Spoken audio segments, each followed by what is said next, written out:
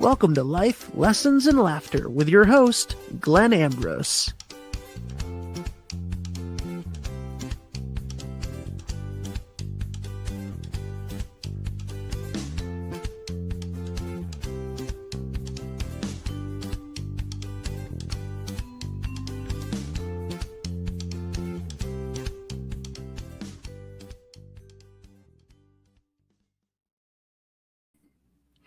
Hello, welcome.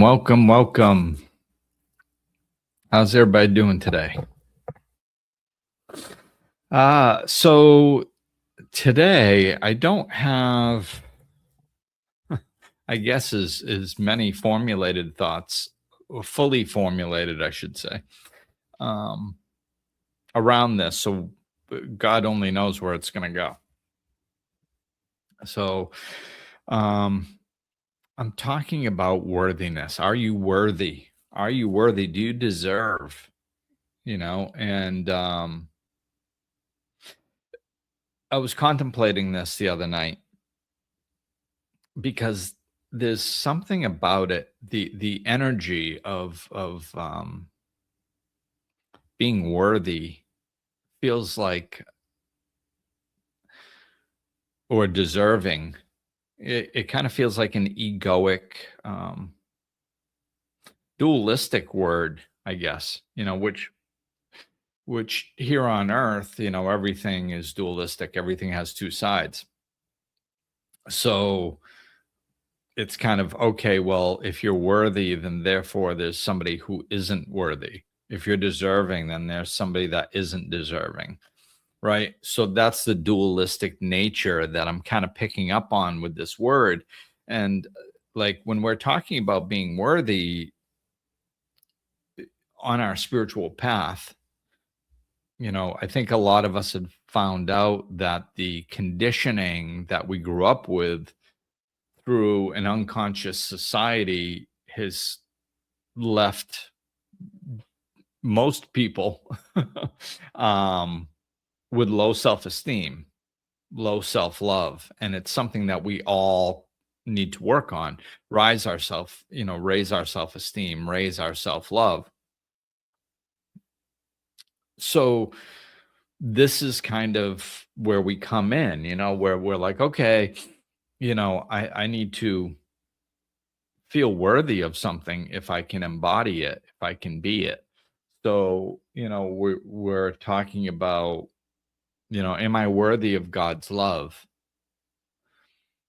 Am I deserving of God's love? Am I worthy of abundance? If you don't feel like you're worthy of abundance, then you can't have it.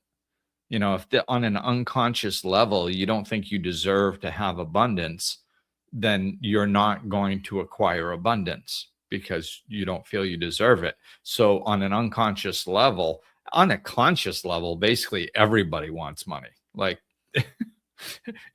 everybody understands that money to a certain point can make your life easier, right? It's not as dramatic as people think, but up to a certain point, it can make your life easier, and it can actually help you experience more happiness because you're not using all your energy and resources to try to just make ends meet, and it frees you up to spend your energy more in alignment with your purpose and helping others and doing all kinds of wonderful things, so this worthiness aspect we've got to, is a big part of our spiritual work, right? We have to feel that we're worthy. So, but as I was contemplating that word, like I said, it kind of became apparent that there was an egoic aspect to it, or it seems that there might be. I'll phrase it that way. And it kind of reminded me of the podcast that I did on pride, like being proud of yourself. We use that term, and most of the time, I think we mean it in a good way. You want to be proud of yourself. But when you dissect that word pride, um, it's one of the seven deadly sins, right? So there you go. Um, you can go listen to that podcast as well, of course, for more on that. But I kind of see it the same way. It's like we talk about pride, and it's good to have pride in a job well done, and proud of your child, and proud of um, even yourself, but yet there's an egoic root to that underneath. So we can experience the same energy of pride in a beneficial way without attaching the egoic aspect. So this is where I am. I hope you guys are following me. I know it's kind of out there a little bit. But this is kind of the same type of thing that I was getting when I was contemplating the worthiness. Because sometimes not always, but sometimes when I hear people talking about being worthy, um, or deserving, like I can feel some egoic aspect to it.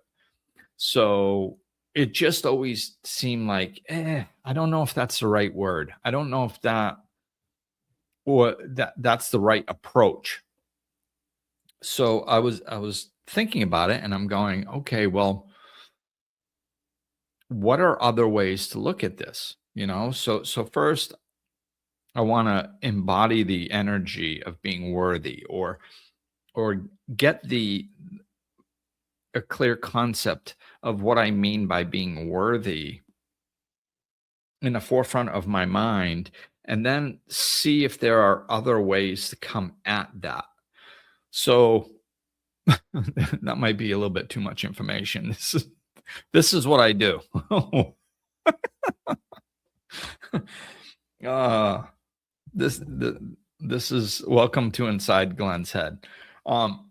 So I'm thinking of it, and I'm going, okay, what do people mean when they're saying that, or even myself when I'm saying it, because I say it sometimes. So what do I mean when I'm talking about being worthy? And I started with, and this might have been a smart move on my part, or shall I say lucky, because I didn't plan it.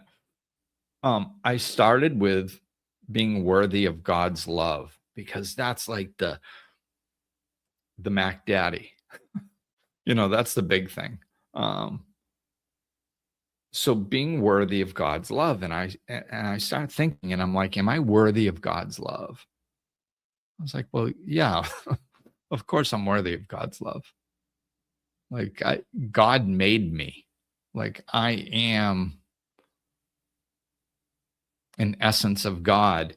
And I'm not going to hang on this part, but as I was contemplating this stuff, I actually got like a visual of creation of a person or multiple people.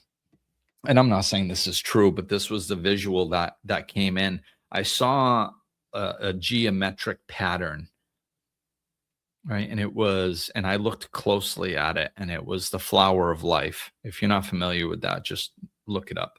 The flower of life geometric pattern. And I saw, like, I didn't see God. I just saw what God was doing, supposedly, right?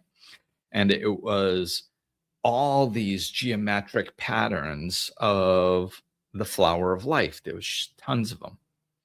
And he kind of took them, and he wasn't, he didn't have hands, so he wasn't touching them.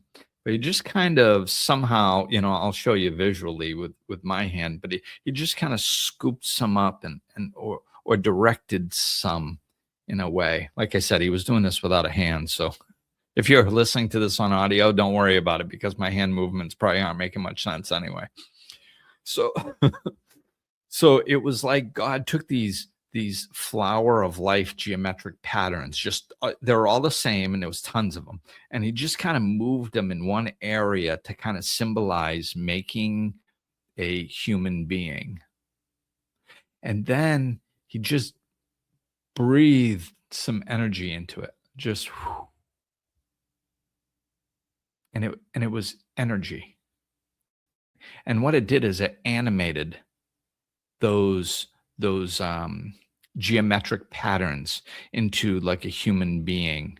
And it was very like loose concept, it didn't look exactly like a human being, but my point is all these flower of life geometric patterns kind of came together into one unit to form a person.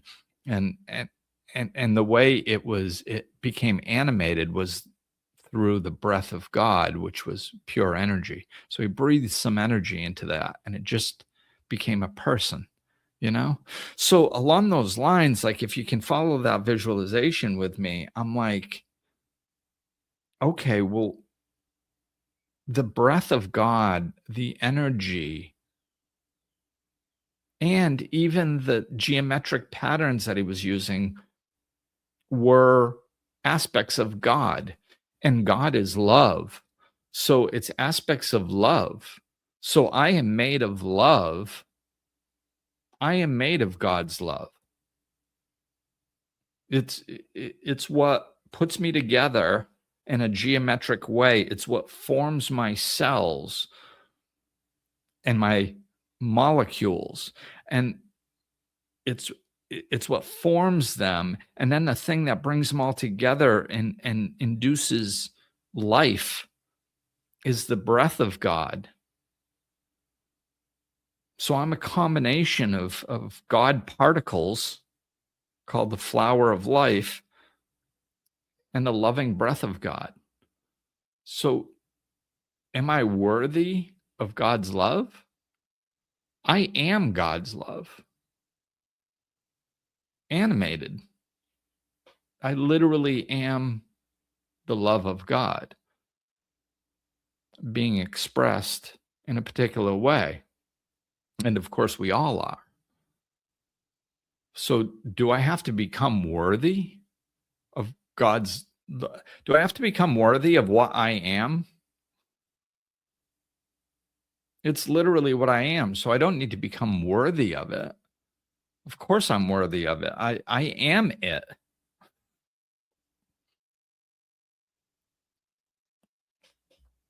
It's what I'm made of. So I embody it. I am it.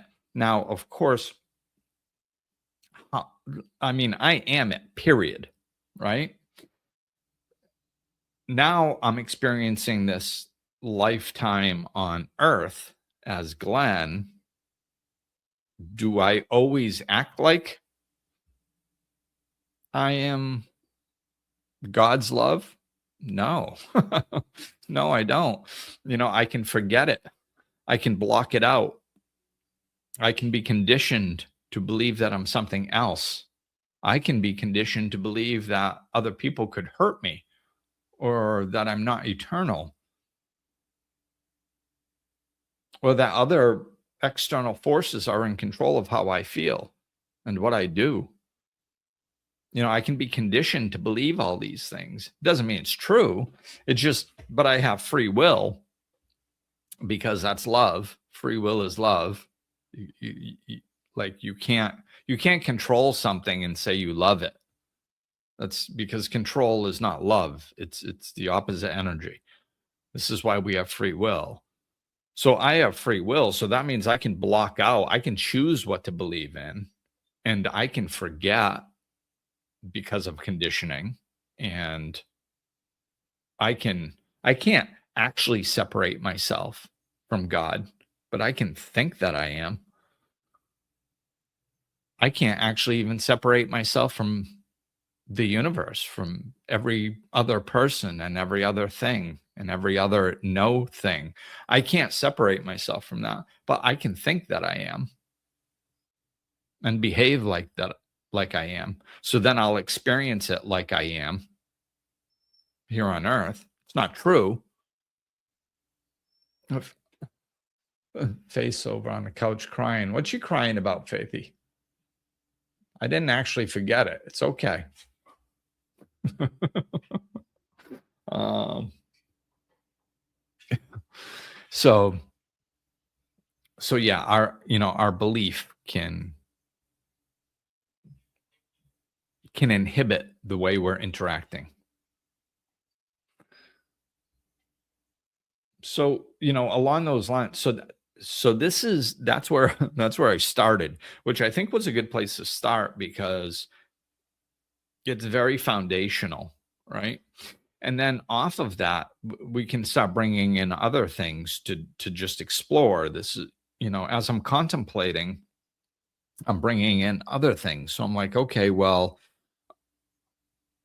okay, I like that idea of God's love. I don't have to be worthy of God's love. I just have to remember that I am God's love. And then, of course, I will have it in me because I am it. If I don't feel it, it's not because I'm not worthy of it. It's because I forgot that I am it. Right. So that's our foundation. Then you can start bringing that concept into other things and say, oh, does this concept work with other things, other God qualities, other things that I would like to embody, other things that people um, want, other aspects of God. And, one aspect of God is abundance, you know. So I jumped right to that one because that is almost the other end of the spectrum to me. Like you've got God's love, and that's everything, that's foundational. But then God also has other qualities, um, and abundance is one of them. But abundance, the way a lot of people's brains look at it, is money or things, or and the more we are attached to our life here on earth, our temporary identity, the more we want that stuff. And even if we're, really on a spiritual, like let's say we're completely enlightened, well, we're going to be abundant. We're not going to want for things. Why? Because God is abundant. And if we erase that veil of illusion as to what we actually are, then we will be abundant. Just because it's a characteristic of God, then it's obviously a characteristic of us because we are made of God energy. So what God is made of is what we are. You can't make a wooden table if you don't have wood. God doesn't have a pile of crap up there, so he's not making people out of crap. He's only using what he's got, and that's love energy. That's what he's got. So that's what he's using. And he's got an abundance of it because abundance is a characteristic of God. God is abundant. Nature is abundant. There's no shortage of blades of grass or grains of sand or leaves on trees. There's no shortage of that. There's no lack. So then am I worthy of abundance? Worthy of abundance implies that it's separate from me and I have to do certain things to acquire it or be a certain way for it to come in. And it's, see, this is the kind of tricky part. So I think this is a good example of how people can see things in different ways, and it doesn't mean that they're wrong, because like I'm not saying that we can't say I'm worthy of abundance or I'm worthy of God's love. We can still say that, and I understand what people mean, but when you go on a deep level and you start exploring this, all of a sudden you start seeing different ways of saying it. And it doesn't mean that the other way was wrong. It could mean, depending on the person, that one way resonates more than another way, right? Maybe after listening to this podcast, some people are going to go, I don't know, man. Like, I don't get what you're saying with all this. I am it. But I can understand that if I open up to God, then I'm worthy of it. So I'm just going to stick with that. It's like, oh, okay. Then cool, stick with that. you know? Um, but other people are going to go, oh, okay, I see what you're saying. This is a different way of coming at it. And the energy might be a little bit more pure this way. That's what I'm thinking. I, I don't know that I've come to my final conclusion, or even if I do, if my conclusion will stay, maybe I'll change my opinion a month from now. But it seems to me that I'm always looking for the purity of the energy, because there's less, if you want to get closer to the truth, you simplify. So if I come down and I go, okay, well, if I'm looking at, am I worthy of abundance? That means that there's a possibility of me being not worthy of abundance. Especially if I have to do something to become worthy of it, or I have to align myself with a worthiness, then I have to do that. Whereas if I just am it, then I'm just remembering that I am it. I just have to remember my truth. There's nothing to do. Like, you can't go remember really hard. I can't get lost in trying to remember, oh, I'm gonna go sit in the corner real hard and remember. I'm gonna remember that I am abundance. Effort. Oh, I was so close. I didn't quite get it. All right, let me try it again. Effort. No, you're not going to do it that way, right? You can't effort your way into remembering something, because when you effort, you constrict, you tighten, which restricts flow, which restricts openness. Who sings that song? I can't think of it.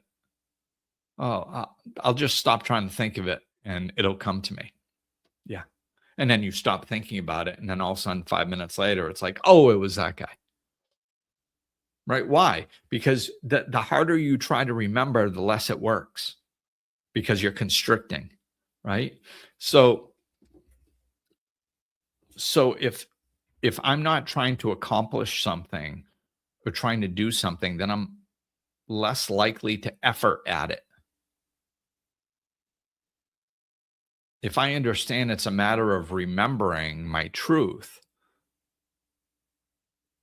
then maybe I can attempt different techniques of remembering my truth. Maybe contemplating is one, because you can't contemplate real hard. You can think real hard, but contemplating isn't necessarily trying to come to the conclusion. It's just tossing ideas around. That's why I like it so much.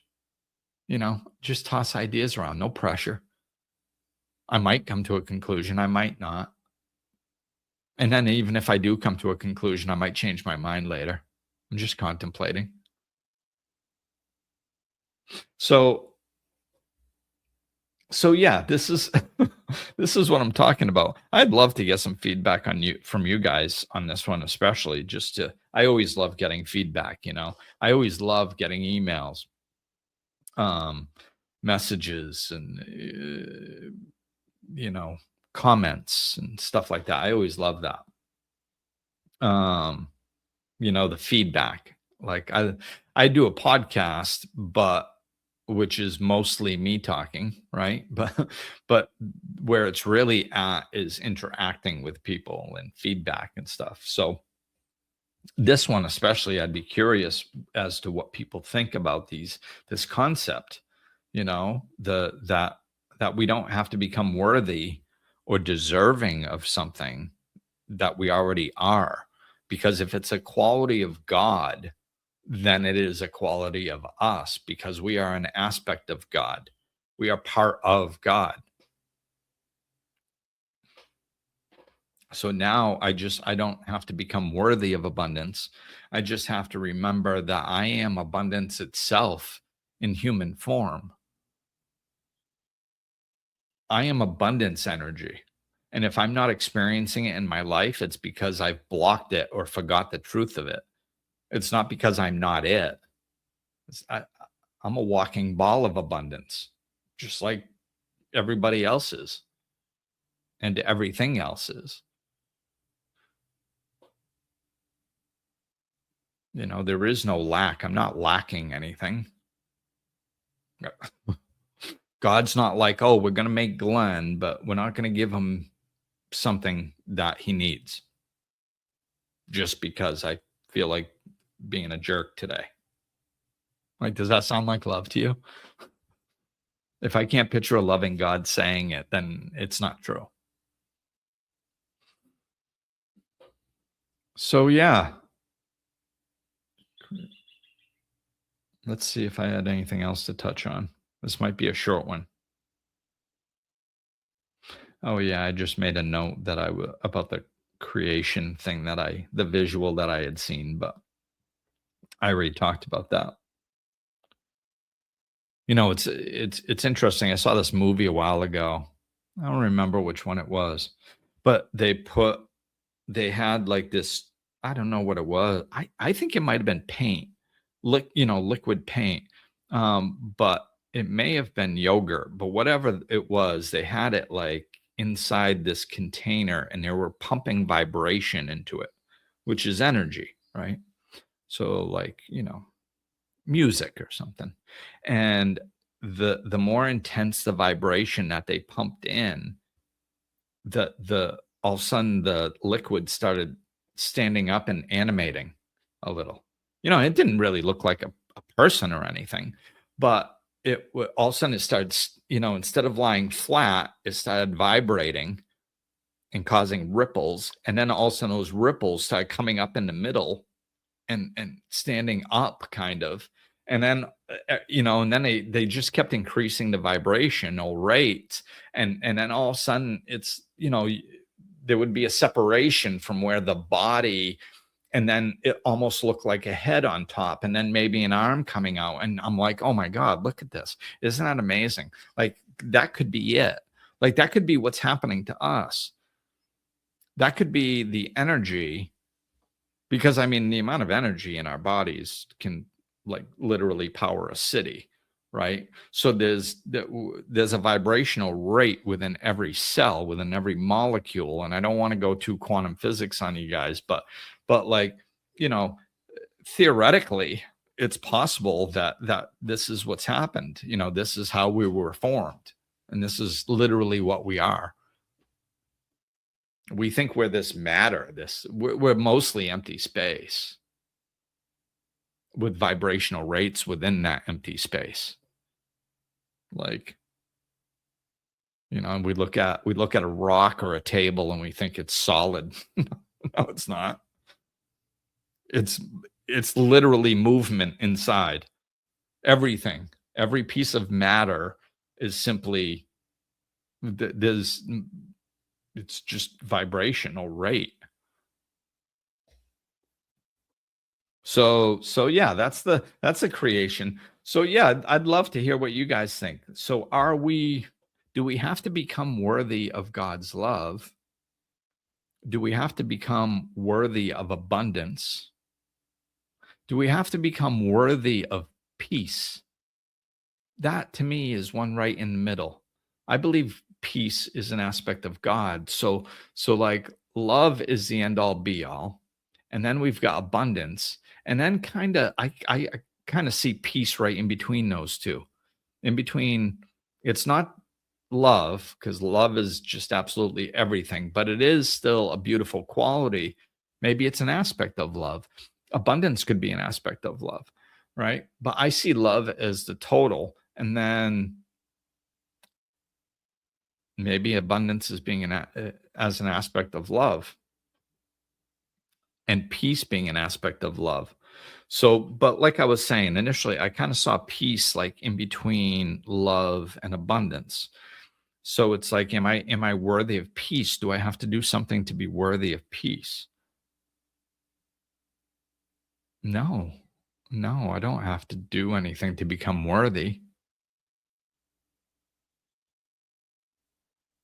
Do I have to believe that I'm worthy? Ooh, now we're getting closer, right?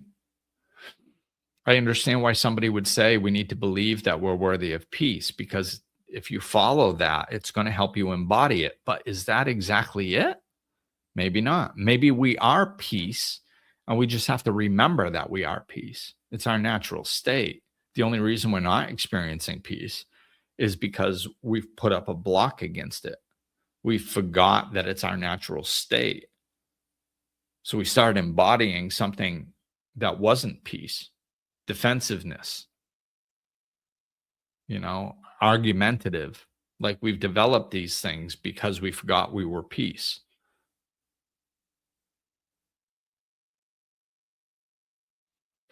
Yeah. So this is it. Yeah, this is going to be a short one. That's good. So welcome to Glenn's brain. Welcome to Glenn's contemplations. And yeah, I just think, right now, as of today, I'm thinking that just remembering the truth of what we are, which that's not a foreign statement to say. I guess I'm just coming at it in a way that I haven't heard other people come at it. That's why I'm doing this podcast. But remembering what we truly are, I think, accomplishes the same thing as believing we're worthy in it. Maybe this is a good way to phrase it. Remembering what we truly are accomplishes the same thing as feeling that we are worthy or deserving of it. But it bypasses some of those egoic trips and tricks, because, like I said, the feeling you're worthy or feeling you're deserving kind of implies that it's possible to not be worthy or worthy. It might be possible to not be deserving. So then, see, that dualistic nature, that dualistic implication kind of opens a door for the ego to come in. And it's just like, oh, can that ego sneak in a little bit here and get involved in the conversation? And the problem with that is, if the ego comes in and you're sitting there, like, sometimes it's hard to decipher if you're going, I am worthy of something, and it's pure self-love, or if you're going, I am worthy of something and it's egoic based or partially egoic based. That can be difficult. That can be difficult to navigate, because we're really good at lying to ourselves, right? This is why I always look for, like, the purest form of energy, the simplest way, because, like, if I can shut the door on the ego, if I can shut out this illusion of duality, which can open the door for egoic, because that's planet Earth time now, which is a temporal zone. It's not the eternal zone. Like, there's a danger that I'm sneaking in some ego, or the ego's sneaking in, and I'm not recognizing it, right? Whereas if I'm just remembering my truth, I don't feel the ego with that. Just remembering that my natural state is abundance. So the reason I don't see the dualistic end of that is because I can't remember something that I'm not. Like, if I'm trying to remember my natural state and something isn't my natural state, then how can I remember it? Right?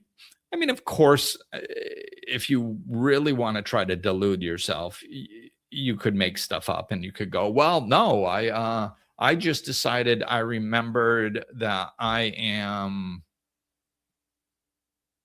a BMW. So now I have a BMW because I remembered I was one. It's, I mean, that of course wasn't a good example, but my point is, you can BS yourself in any way, shape, or form, whether you're talking strictly spiritually or not, dualistically or not. Like, you can delude yourself. I'm just saying, I think it's less likely the closer we get to the truth. The closer we get to phrasing things and looking at things the right way, the more spiritual way, the less dualistic way, the less doorways for the ego come in, or the less likely they are to come in, then the better off we are, So yeah, that's going to do it. Let me know. Are you worthy? Or are you just it? All right. That's going to do it for today. Thank you for listening, and peace.